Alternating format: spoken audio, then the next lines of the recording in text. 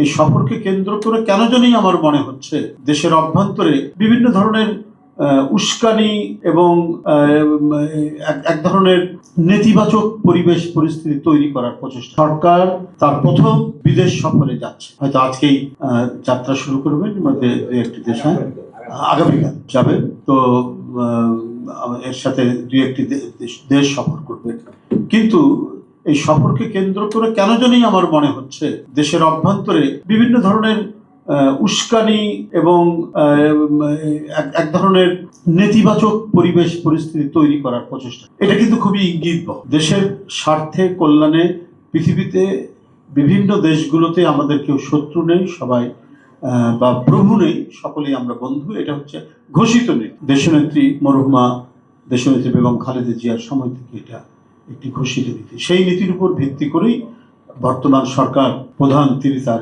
কর্মকাণ্ড করছেন, তার বৈদেশিক নীতি তিনি গ্রহণ। দেশের অর্থনৈতিক সমৃদ্ধি এবং আমাদের যে বিশ্বের সাথে যোগাযোগের সম্পৃক্ততা বাড়ানোর জন্য বিভিন্ন দেশের সাথে কথা বলা এবং আমাদের ব্যবসা বাণিজ্য যোগাযোগ সবকিছু ক্রমবর্ধমানভাবে সেটাকে বাড়িয়ে তোলার জন্য আমাদের একটা শক্তিশালী পররাষ্ট্র নীতি থাকতে হবে এবং সেই নীতির উপর ভিত্তি করেই বিভিন্ন দেশে আমাদের কার্যক্রম বৃদ্ধি করতে হবে। তারই অংশ হিসাবে দেশের প্রধানমন্ত্রী আগামীকাল তিনি দুটি দেশ সফরে যাচ্ছেন।